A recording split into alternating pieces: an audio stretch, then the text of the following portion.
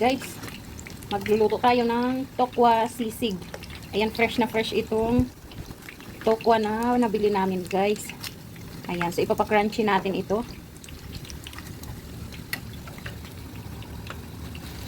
Ayan, kulay white yan guys. Nakalimutan ko lang kuhaan kanina nung inumpisahan ko.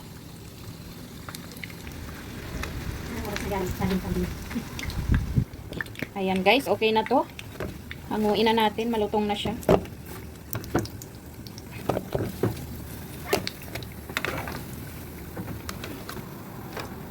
Ayan, tapos hiwain na natin.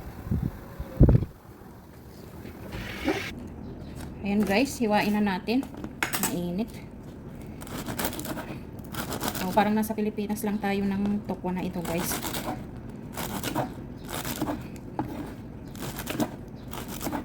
Nagawa tayo ng tokwa sisig.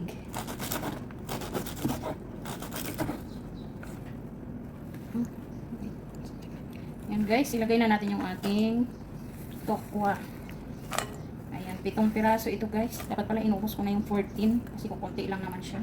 Ayan, lagyan natin siya ng green onion. Ayan, ng onion.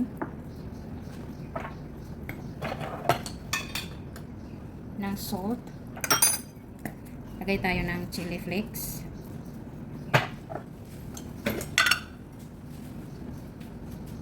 Black pepper.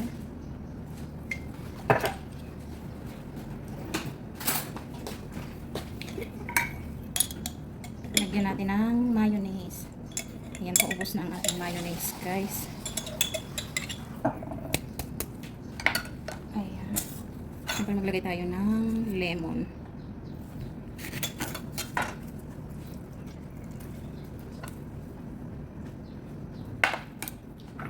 Ayan, lagyan natin ng coriander leaves.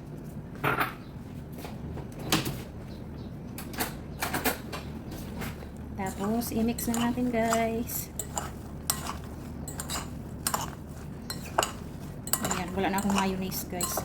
Sana 2 tablespoon man lang, pero ubos na. Ayan, magdagdag tayo ng green onion. Ng onion.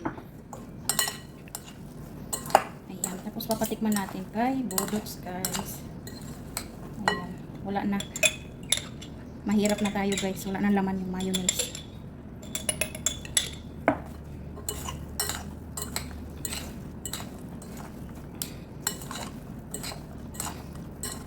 Ayan. So, tikman na natin guys. Ayan guys. Meron tayong nakuhang mayonnaise. Ayan, magdadagdag tayo dahil mas masarap kapag medyo creamy siya. Ayan, so lagyan natin. Parang total siya ng 2 tablespoon guys. Ayan, di ba mas masarap kapag creamy?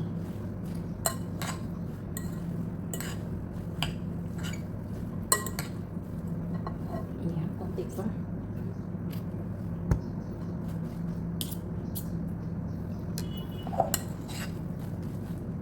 Ayan na yung ating ano guys, tokwa sisig. Ayan, masarap. Spicy siya. Yummy. Yan guys. Oh. Kain na tayo. Ito na guys. Ayan, naglagay na tayo ng para sa pagkain natin. So ayan guys. Ang yummy-yummy niya, diba? Ayan, dagdagan natin para magkasya. Magkasya sa amin guys. Ayan. Yummy. Ayan, syempre tikman natin.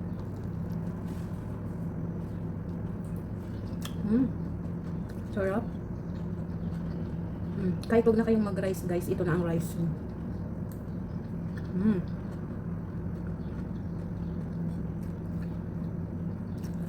Yan, sana nag-enjoy kayo guys. Kakain na muna ako. Ayan, maraming salamat sa panonood guys. God bless you all. Ayan na, nagbawas na ako guys.